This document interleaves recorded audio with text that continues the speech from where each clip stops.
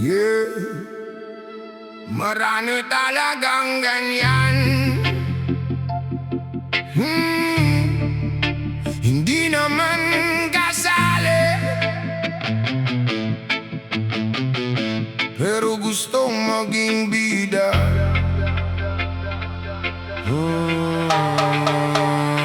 One Up Music Network.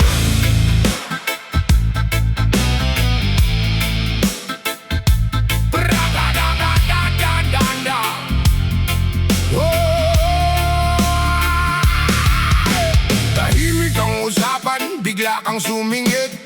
Walang nagtatanong pero sagot mo'y mabilis. Lahat daw alam mo, ikaw ang eksperto. Kahit kulang sa kwento, todo ang opinion mo. Konting kibot, may lecture ka na naman. Parang ikaw lang ang may alam sa daan. Puro salita, kulang naman sa gawa. Pero sa yabang mo, parang ikaw ang tama. Hindi mo ba napapansin?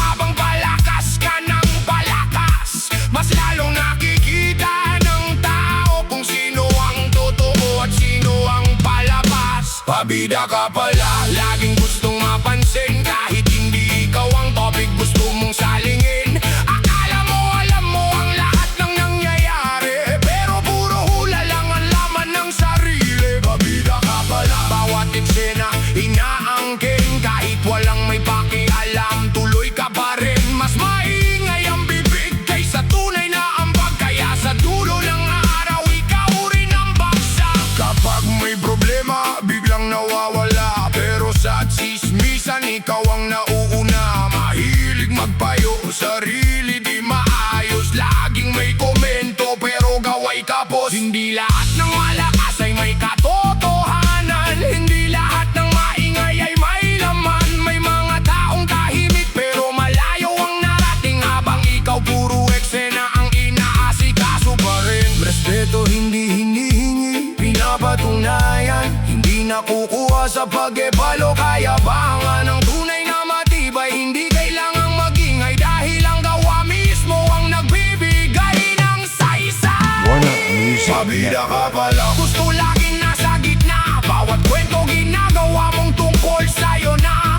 Hindi mo kailangan nag-aawin ng ilaw. Kung tunay kang magaling, kusa kang matatanaw. Pabida ka pala, pero hanggang salita lang. Habang ang tahimik, tuloy lang ang laban. Sa huli, oras ang siyang maghuhusga kung sino ang may laman at sino ang pabida.